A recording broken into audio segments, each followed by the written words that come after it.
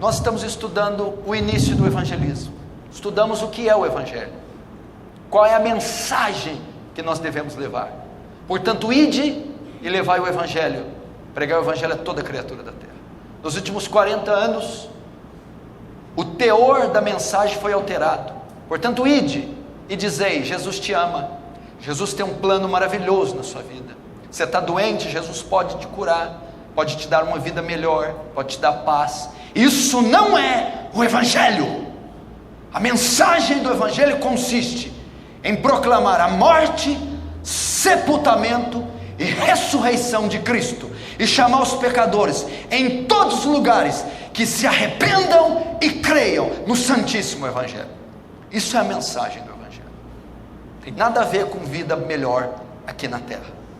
Depois de aprendermos o que é a mensagem do Evangelho, agora nós vamos vamos partir para a ofensiva, vamos iniciar o ID. Como se inicia o Evangelho? A aula anterior estudamos que a oração precede o Evangelho.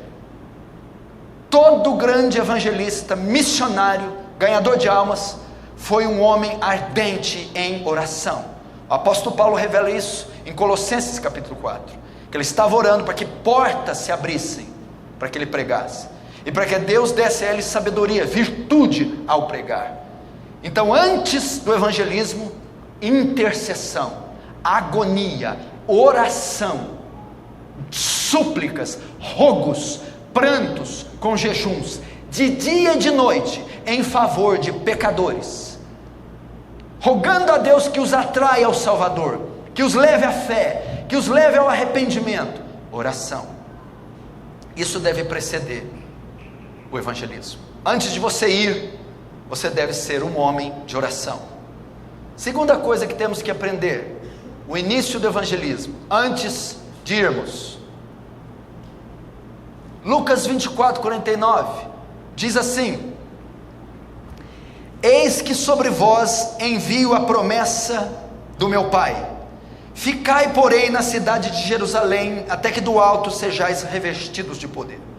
Paralelo a esse texto, quase com o mesmo significado, Atos 1:8 diz: mas recebereis a virtude do Espírito Santo, que há de vir sobre vós, e ser-me-eis testemunhas, tanto em Jerusalém, como em toda a Judéia e Samaria, e até os confins da terra. Antes de iniciarmos o evangelismo, o Espírito Santo. Temos que aprender algo sobre o Espírito Santo. No século IV, houve um concílio chamado Concílio de Niceia, Concílio Niceno. E esse concílio formulou um credo chamado Credo Niceno, ou Credo Apostólico, ou Credo dos Apóstolos. Era mais ou menos uma profissão de fé. E nesse concílio ecumênico, esse credo se inicia assim: creio em Deus Pai Todo-Poderoso, Criador dos céus e da terra, e em Jesus Cristo, seu único Filho, nosso Senhor. Nasceu da Virgem Maria, padeceu sob Pôncio Pilatos, foi crucificado, morto e sepultado, ressuscitou ao terceiro dia. E aí vai. Nesse credo, você vê que eles dão muita ênfase em Deus Pai, muita ênfase em Deus Filho, mas dão pouquíssima ênfase no Deus Espírito. A única coisa que fala é: creio no Espírito Santo. Só isso. Essa era foi chamada a era da patrística, os pais da igreja. Ela durou aproximadamente 7 séculos, 700 anos depois de Cristo. Não se falou muito do Espírito Santo. Ele foi uma pessoa esquecida, a terceira pessoa da Trindade.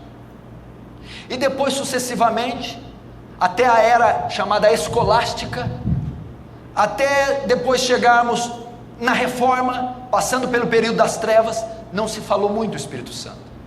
Somente no século XVI, com um teólogo genebrino chamado João Calvino, ele destrincha mais a pessoa do Espírito Santo, e ele é chamado teólogo do Espírito Santo. E assim nós vamos ter mais obras publicadas do Espírito Santo. Hoje, século 21, nós temos dois extremos. Nós temos um lado que fala demais do Espírito Santo, sem fundamento, e o outro lado que fala pouquíssimo e rejeita a obra e a virtude do Espírito Santo. Mas o fato é que a igreja precisa do Espírito Santo. Precisamos compreender a obra do Espírito Santo. O Espírito Santo não é inferior ao Pai, não é inferior ao Filho. O Espírito Santo é tanto Deus como Pai, tanto Deus como Filho. E o Espírito Santo é o que está vigente entre nós. Antes de iniciarmos a obra do evangelismo, antes de começarmos a tarefa da grande comissão, nós precisamos ser cheios do Espírito Santo. O que os dois textos estão ensinando? Vamos ver o que está escrito. Esses dois textos citados falam da promessa do derramamento do Espírito Santo. São duas promessas que estão sendo feitas ali.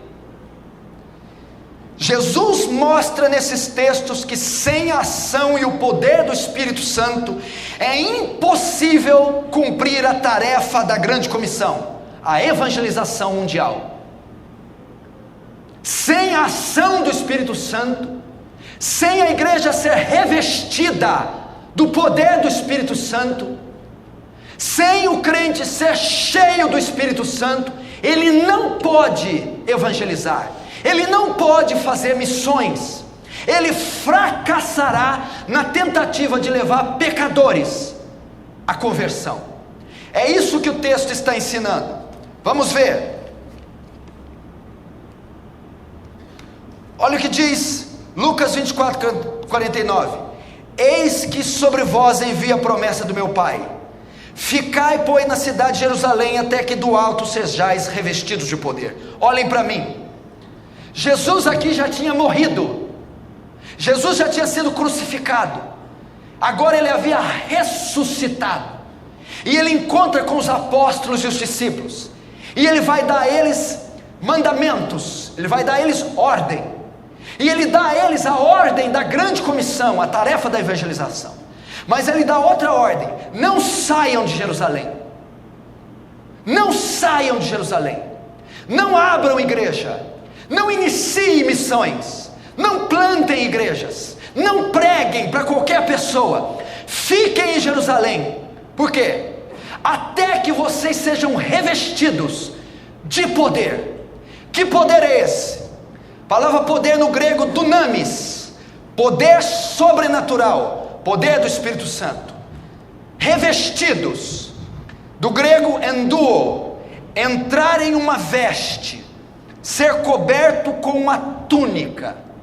Jesus está dizendo assim, não evangelizem, não iniciem missões, não preguem, até que vocês se vistam, até que vocês sejam cobertos com uma túnica, até que vocês sejam vestidos de poder.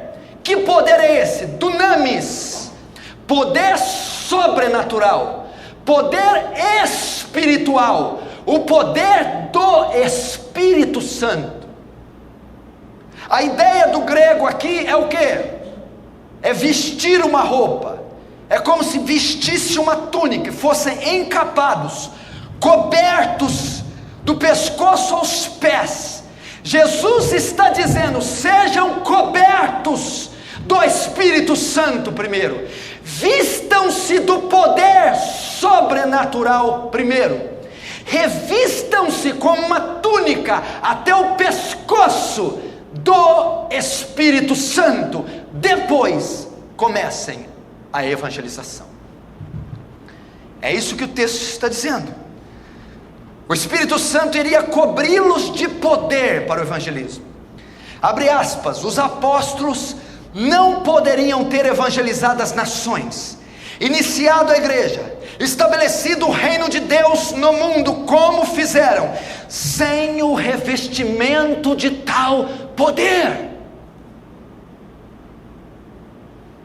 É imprescindível ao evangelismo, é indispensável, é fundamental que o Espírito Santo preceda o evangelismo. Talvez aqui está a resposta para o fracasso do seu ministério, o fracasso do seu evangelismo, é que ele é um evangelismo natural, carnal, social, psicológico. A obra da evangelização não é natural, a obra da evangelização é sobrenatural. Você não pode começar. Veja o que diz em Atos 1: mas recebereis a virtude do Espírito Santo, que há de vir sobre vós, e ser-me-eis testemunhas, tanto em Jerusalém, como em toda a Judeia, e Samaria, e até os confins da terra. Mas vamos voltar em Lucas. O que Jesus está dizendo assim? Eis que vos envio a promessa do meu Pai, ficai, pois, na cidade de Jerusalém. Que promessa é essa? É a promessa do envio do Espírito Santo. Eis que sobre vós envio a promessa que o Consolador, Paracletos, outro semelhante a Jesus, para ficar ao nosso lado e nos consolar. Havia uma promessa feita, que o Espírito Santo viria, em João 16, e também em Joel. E Jesus diz: fiquem em Jerusalém, não vão fazer a obra ainda, até que primeiro recebam poder. Então aqui está um mandamento claro, que para a igreja iniciar um projeto de evangelização, para que a igreja pense em missões, para que a igreja envie candidatos, jovens missionários ao campo missionário, ela antes precisa ser revestida de poder, ela precisa ser revestida com o sobrenatural, antes que ela vá. Então o poder do Espírito Santo é importantíssimo. Atos 1, recebereis a virtude. Virtude tem o mesmo significado de poder, são palavras sinônimas, que Jesus está repetindo em Atos. Poder sobrenatural, poder do Espírito Santo. Para que ele vai dar poder? Para serem testemunhas. Do grego martus, de onde se deriva a palavra mártir. Qual o significado da palavra mártir? Pessoas que relatam a história de Jesus, pessoas que pregam o evangelho, pessoa que dá a vida pela sua fé. Jesus está dizendo: antes de vocês testemunharem em Jerusalém, antes de vocês testemunharem na Judeia, antes de vocês irem para Samaria, e antes de vocês passarem os continentes, sejam revestidos de virtude, recebam dunamis, recebam poder. Que poder? O poder que só o Espírito Santo tem, e o poder que só o Espírito Santo dá. Depois que vocês receberem dunamis, então preguem na Judeia, preguem em Jerusalém, preguem em Samaria, e vão aos confins da terra e preguem, testemunhem, contem a história de Jesus, testemunhem, vão até prontos para morrerem, serem mártires. É o que está dizendo.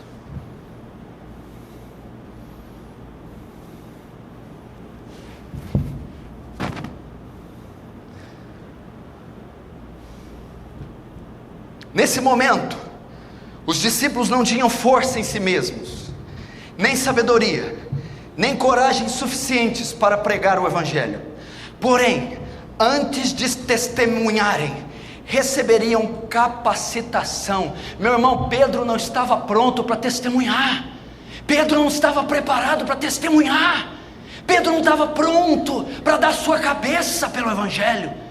Eles não tinham sabedoria suficiente para fazer isso. Eles não tinham coragem. Eles não tinham ousadia, competência. Eles não podiam. Por quê? Porque eles não tinham talentos espirituais. Eles não tinham recebido ainda o poder do alto. Jesus está dizendo, para termos eficácia, para as almas se converterem, para pecadores virem à fé, para a igreja sair às ruas, aos prostíbulos, ou fazer missões transculturais, ela precisa vestir essa túnica de poder, ela precisa ser encapada, vestida de poder, de virtudes, e esse poder é o Espírito Santo que dá. Sem Ele, você não pode ir.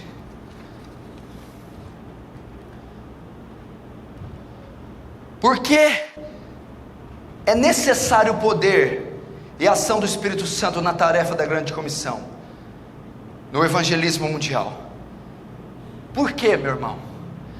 Porque é necessário, porque é importante o poder, porque ele é fundamental. Por quê? Por causa da condição do homem pecador. Entenda, é por causa de quem o homem é. Enquanto você não entender a natureza do homem, você não verá necessidade de ser um homem inflamado de Deus, de ser uma mulher cheia de fogo. Você precisa entender o que é o pecador, o que é o homem. Por causa da condição do homem pecador, por causa do estado de corrupção que ele se encontra. O que a Bíblia diz do homem? Romanos 5,12. Como por um homem entrou o pecado no mundo, e pelo pecado a morte, assim também a morte passou a todos os homens. Todos os homens morreram. Os homens estão mortos. Efésios 2 diz que estão mortos em ofensas e delitos. O pecador é morto, é o osso seco de Ezequiel. Ele está morto. Olha o estado do homem. Romanos 3, 10, 18 fala da depravação do seu gênero, da corrupção do seu ser. Olha o que diz Romanos 3, 18. Como está escrito, não há um justo, nenhum sequer. Não há ninguém que entenda, não há ninguém que busque a Deus. Todos se extraviaram, diz o Senhor. A uns se fizeram perversos, a sua boca é um sepulcro aberto, a sua garganta profere peçonhas. O homem se depravou, é um animal, é um ser corrupto, depravado.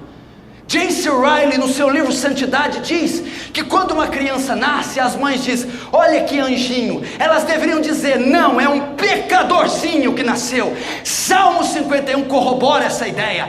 Em pecado me concebeu minha mãe, disse Davi. É por causa disso. É por causa do estado do homem. Então o que ocorre? Por essa razão, somente o Espírito Santo pode salvar pecadores. Não há artifício humano que convença um homem. Não há recurso, não há terapia, não há psicologia, não há técnica humana que pode purificar um coração. Charles Haddon Spurgeon disse, é mais fácil você fazer um leão ser vegetariano do que salvar um pecador sem o Espírito Santo. George Whitefield diz, é mais fácil subir na lua em uma corda de areia do que fazer um pecador ser salvo sem o Espírito Santo. É por causa da depravação do homem, é por causa da corrupção. Então é necessário o Espírito Santo. Veja João 16. Todavia digo-vos a verdade, que convém que eu vá, porque se eu não for, o Consolador, o Espírito Santo, não virá a vós, mas quando eu for, vou-lhe enviarei, e quando ele vier, convencerá o mundo do pecado, da justiça e do juízo. É só o Espírito Santo. Meu irmão, a tarefa da grande comissão consiste no quê? No que o evangelismo consiste? Em levar pecadores a se arrepender do pecado, não é isso? O pecador só pode ser salvo se ele se arrepender do seu pecado. Quem Quem na terra consegue fazer um pecador se arrepender do pecado? Quem convence um homem do seu pecado? Quem pode convencê-lo do juízo divino? Ninguém pode fazer, só o Espírito Santo. Quando ele vier, convencerá, do grego elektro, sentenciar, mostrar para alguém sua falta, seu pecado. Quando o Espírito vier, ele sentenciará os homens, ele mostrará para os homens a culpa, ele dirá no coração deles: vocês são culpados, e ele mostrará para alguém, ele mostrará a sua falha, o seu pecado. Isso é convencer. Só o Espírito Santo pode fazer isso. Logo, se você vai ao campo missionário seco e murcho, se você vai às missões, ao evangelismo seco e murcho, você jamais trará um pecador à fé. Jamais. Meu irmão, a obra da evangelização é uma obra sobrenatural. Meu irmão, não adianta suas xícaras de café, não adianta seus sociais, não adianta essas conversas fiadas, nada disso converterá um coração corrupto, nada disso. Quando o Consolador vier, ele convencerá o mundo, os homens, convencerá os estadistas, ele convencerá os ateus, convencerá as prostitutas, convencerá os bêbados, os drogados, os desviados, convencerá ricos e pobres, grandes e pequenos, servos e livres. É ele quem convence, é ele quem regenera, é ele quem transforma, é ele quem salva. O Espírito Santo, é ele quem dá uma sentença para o pecador e diz: você está condenado. É ele quem mostra para o pecador: você é um pecador, você pecou. É ele quem faz isso. Nós estamos fracassando porque estamos achando que a obra da evangelização é o que você enxerga nos últimos anos. Meu irmão, G. Morgan Campbell, que foi o pastor que antecedeu Martin Lloyd Jones, ou foi o sucessor, todas as vezes que ele subia no púlpito da capela de Westminster, ele dizia: o Espírito Santo, sem uma obra sobrenatural nesse púlpito, pecadores não se converterão. Se o pregador subir murcho, seco, frio e vazio, pecadores não se converterão. Se você for à rua seco, murcho, frio e vazio, nem uma criança, nem um idoso se converterá ao Evangelho. A obra da evangelização é uma obra sobrenatural, sobre-humana.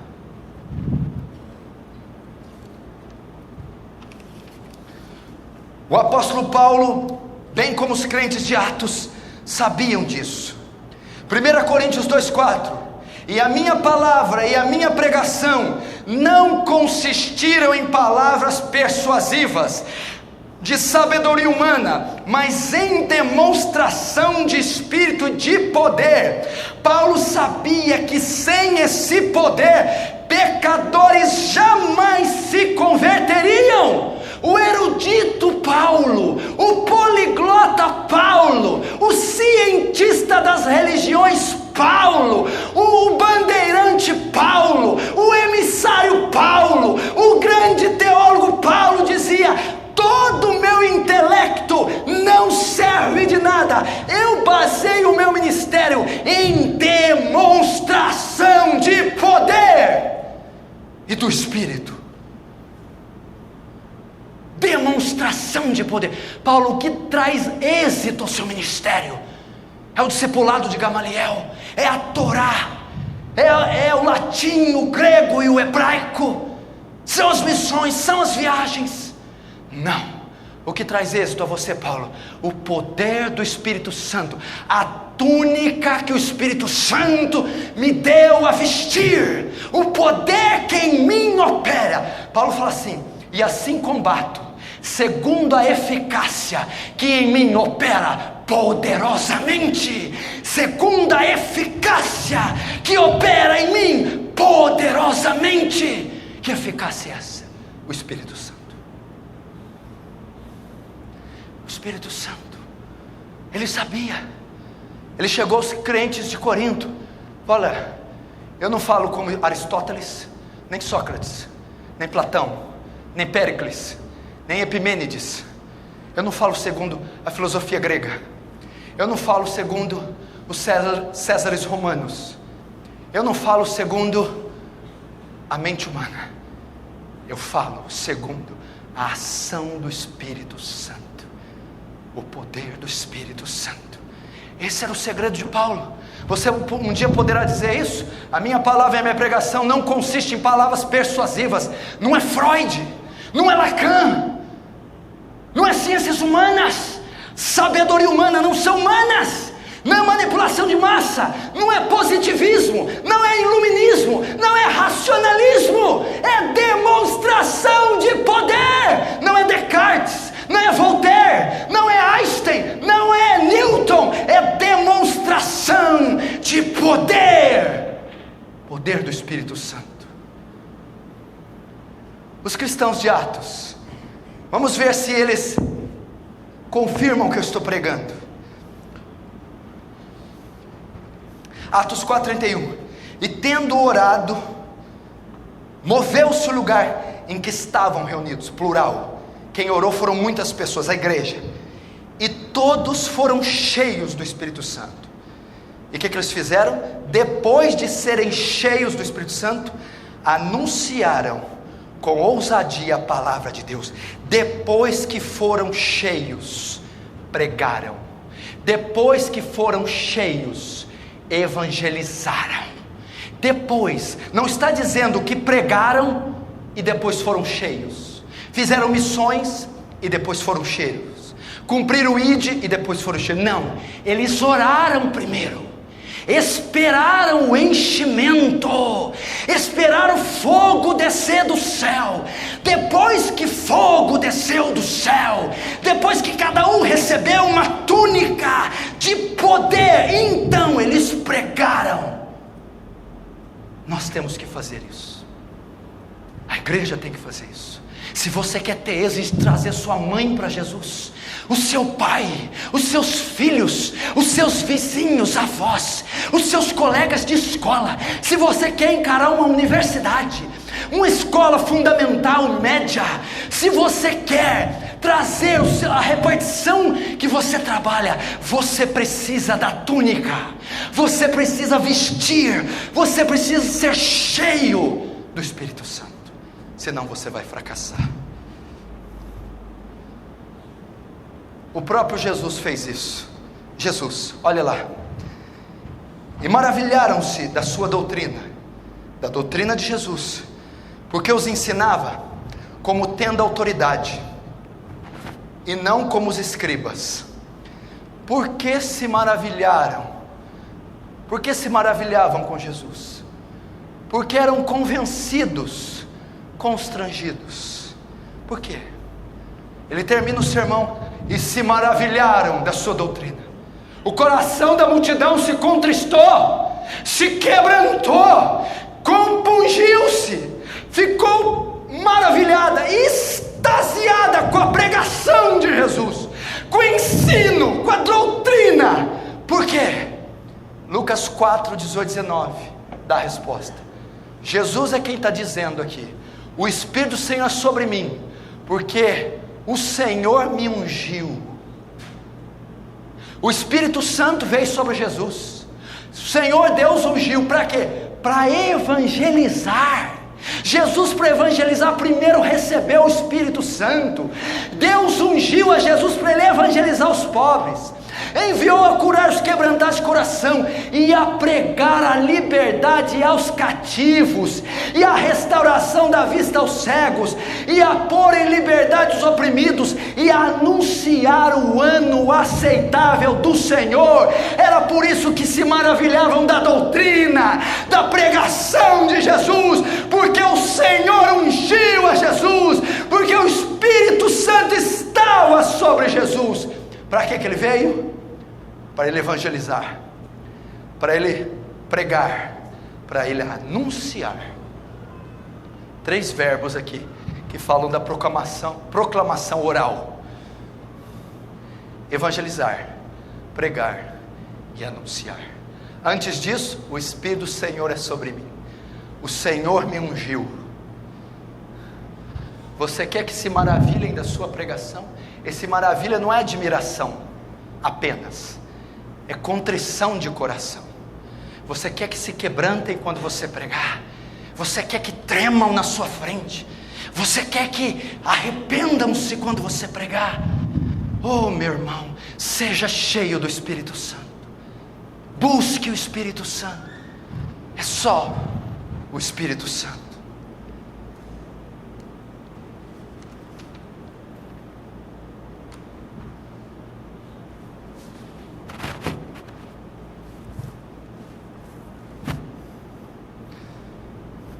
Vejamos o exemplo do apóstolo Pedro, para ver se tem coerência o que eu estou ensinando. Vejamos. Veja claro esse quadro está claro.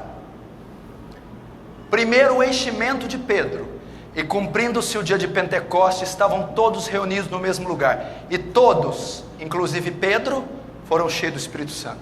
Primeiro, Pedro foi cheio, o enchimento de Pedro. Segundo, agora o evangelismo de Pedro, depois de ter sido cheio. Pedro, porém, pondo-se em pé com os 11, levantou sua voz e disse: Pedro está evangelizando. A reação dos ouvintes, depois que Pedro pregou, evangelizou, sendo o primeiro cheio do Espírito Santo. Terceiro, reação dos ouvintes: e ouvindo eles isto, compungiram-se em seu coração, e perguntaram a Pedro e os apóstolos: o que faremos? Depois que Pedro foi cheio, Pedro foi ao campo missionário evangelizar, pregar. A reação dos pecadores: eles compungiram, contristaram, quebrantaram, moveu-se o coração, aconteceu a metanoia, arrependimento. Qual o resultado de alguém que é cheio do Espírito Santo, depois prega, e os ouvintes se arrependem?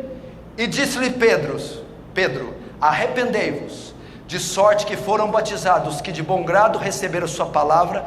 Naquele dia agregaram-se quase 3.000 almas. 3.000 almas foram arrebatadas de Satanás. Ele teve sucesso no evangelismo.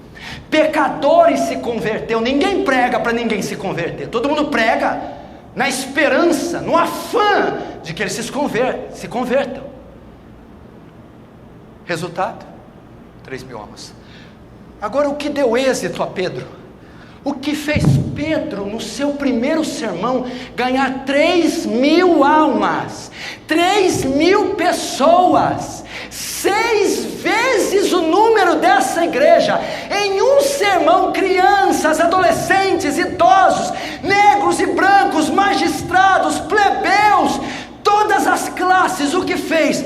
Pedro foi cheio do Espírito Santo antes de evangelizar.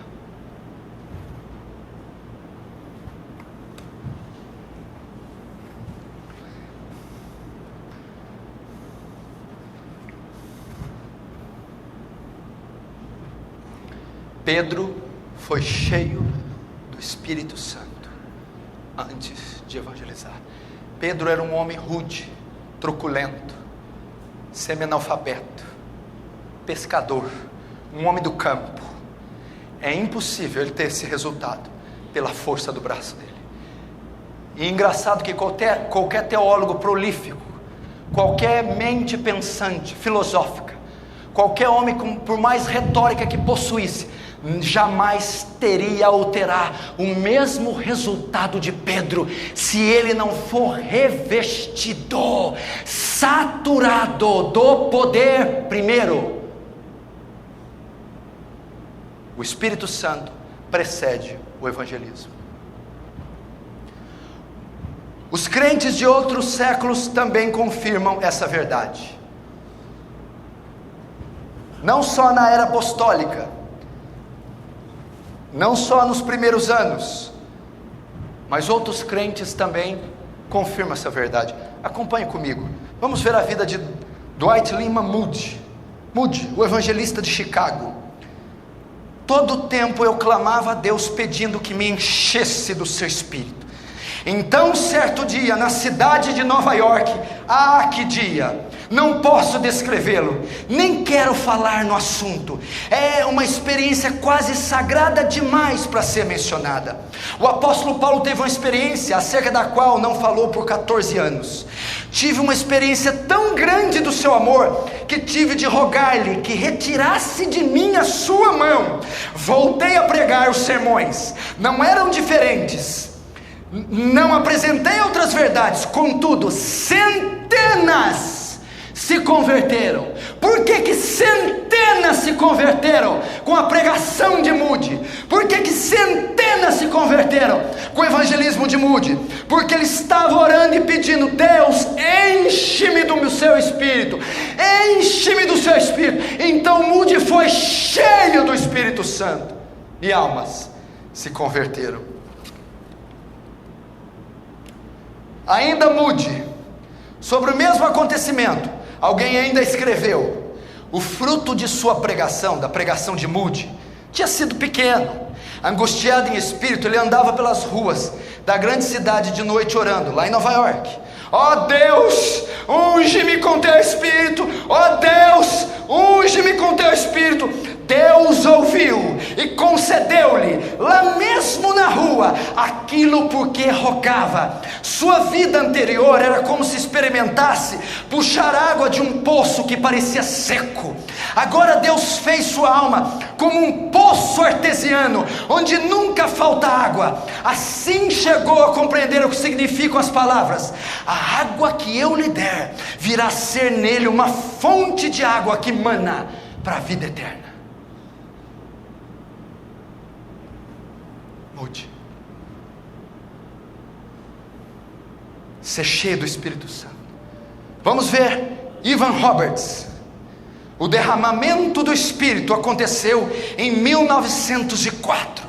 As nações se afastaram muito de Deus. As condições espirituais eram realmente ruins. A frequência às igrejas atingiram um nível baixíssimo, e o pecado se alastrava por todos os lados. De súbito, como um furacão inesperado, o Espírito de Deus soprou vigorosamente a terra. As igrejas tornaram-se apinhadas de novo, de tal modo que multidões ficavam impossibilitadas de entrar. As reuniões perduravam das 10 da manhã à meia-noite. 3 cultos completos eram realizados todos os dias. Evan Roberts foi o instrumento humano usado. Como que multidões se converteram? Quando o Espírito Santo sopra numa congregação.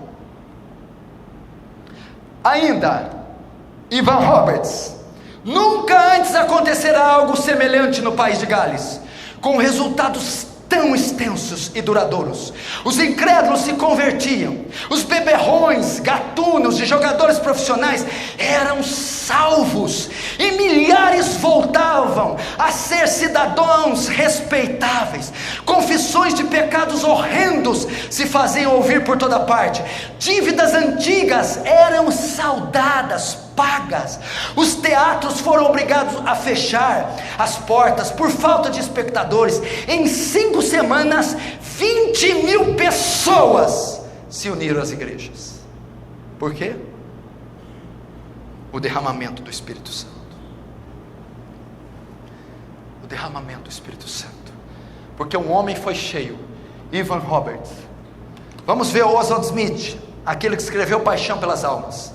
O Espírito Santo é capaz de fazer a palavra alcançar tanto êxito como nos dias dos apóstolos.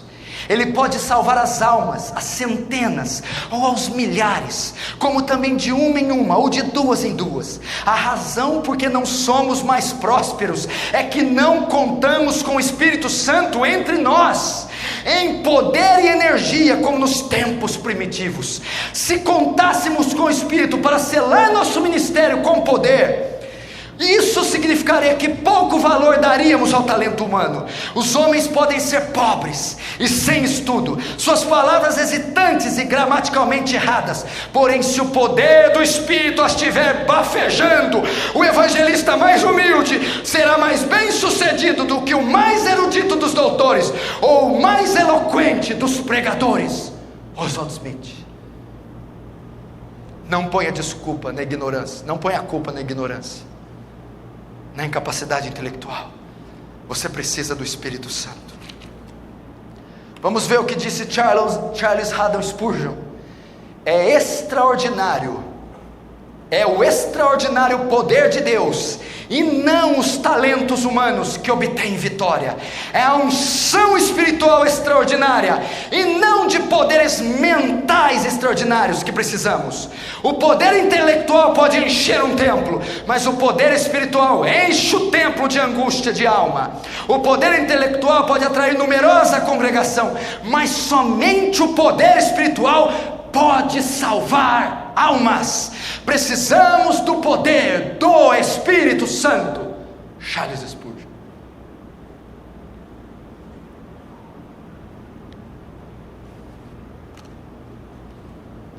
William Dell. Os ministros do Evangelho de fato precisam do poder do Espírito Santo, porque sem ele serão inaptos para o ministério. Sua eficiência vem do poder do Espírito Santo. Enquanto ele não houver sido dotado desse poder, a despeito de todas as suas virtudes e capacidades, será um obreiro totalmente inadequado.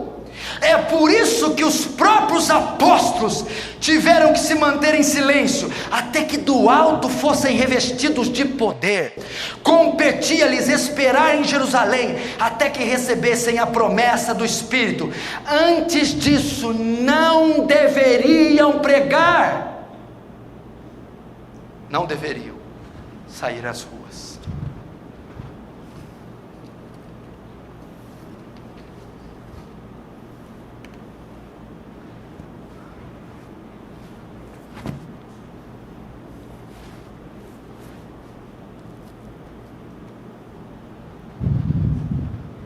O Espírito Santo é uma promessa para a igreja. Você deve buscá-la. Qual a sua desculpa para ser seco e murcho como você é? Qual a sua desculpa? Eu não tenho o Espírito Santo. Eu não sou uma mulher cheia. Eu não sou um homem cheio. Eu não sou um jovem cheio. Lucas 11:13. Pois se vós, sendo maus, sabei dar boas dádivas aos vossos filhos, quanto mais dará o Pai Celestial o Espírito Santo àqueles que lhe pedirem. Ele está dizendo que se o pai que é mau pecador, o filho pedir uma coisa boa, ele vai dar uma coisa boa. Quanto mais o Pai Celeste, Deus, se você pedir o Espírito Santo, Ele não dará. É uma promessa, Efésios 5,18, não vos embriagueis com o vinho que há contenda, mas enchei-vos do Espírito. Jovens, ele está dizendo que o pai de vocês, quando vocês pediam pão, ele dava pão. Se vocês pedirem ao Pai Celeste o Espírito Santo, ele dará a vocês o Espírito, como deu a José, a Davi, a Sadraque, Mesaque e Abednego, como deu a Estevão, dará a vocês. Peça o Espírito Santo. Paulo vai dizer: não vos embriagueis com vinho, que é a dissolução, mas enchei-vos do Espírito Santo. Por que Paulo faz uma comparação do Espírito Santo com o álcool, com a pinga, com o vinho? Paulo está querendo dizer aqui para os Efésios: olha, sabe como um homem bebe e enche a cara? Você sabe? Tem alguns aqui que sabem bem isso, o que é beber e encher a cara. Quando você bebe e enche a cara, sabe o que acontece? O vinho passa a controlar você. controla seus pensamentos, seus movimentos, seus reflexos. O vinho domina a sua vida. Paulo está dizendo: sejam cheios do Espírito Santo, de tal maneira que o Espírito Santo domine seus reflexos, domine seus pensamentos, domine os seus atos, domine suas ações, governe e conduza a sua vida. Seja embriagado, bêbado do Espírito Santo.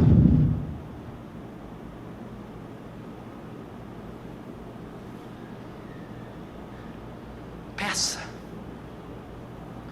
porque se você pedir, o Senhor vai te dar.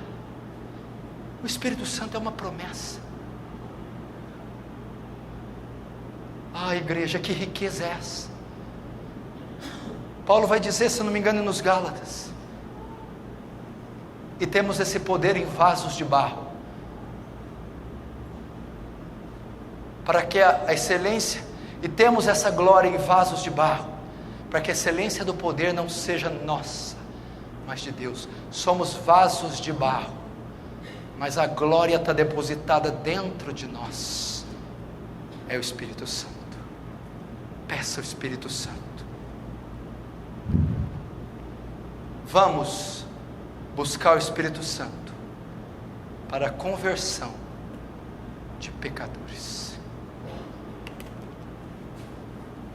Comece já. Eu tenho ensinado a algumas pessoas nessa igreja e dito a elas: vocês precisam de uma experiência pentecostal. Quando eu digo experiência pentecostal, não estou falando da teologia pentecostal. Estou falando de uma experiência semelhante ao do Pentecostes, semelhante ao de Efésios 5,18. Vocês precisam de uma experiência com o Paracletos, com o Ruach, Pneuma.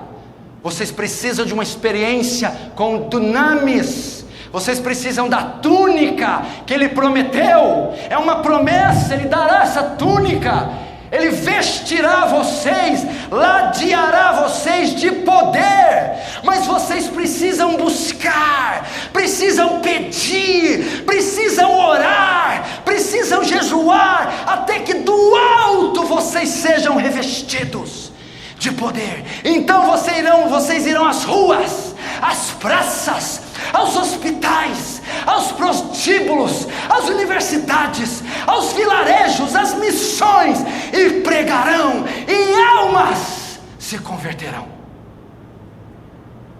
Vocês creem nisso? Ah, como eu almejo fazer aqui campanhas de oração, jejum, horas e horas de oração, viradas de noites inteiras, só buscando o Espírito Santo. Tem tesouro maior que esse? E temos esse tesouro em vasos de barro. Temos esse tesouro. Que riqueza nós temos.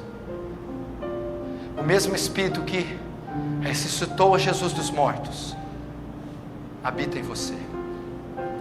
O Altíssimo não habita mais em templos feitos por mãos.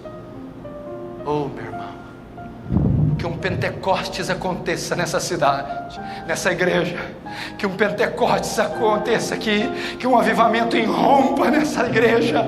Ah, que sejamos despertados para a oração, para o jejum, para o choro, para a lágrima. Que aspiremos almas, almas, almas, almas. Que batemos no peito e digamos: dá-me almas, porque sem almas eu não posso viver. Dá-me as almas de Franca, dá-me os idosos de Franca, dá-me os alunos das escolas, dá-me as crianças, dá-me os bêbados, dá-me os drogados. Envia-me, Senhor, envia-me para os confins da terra, envia-me.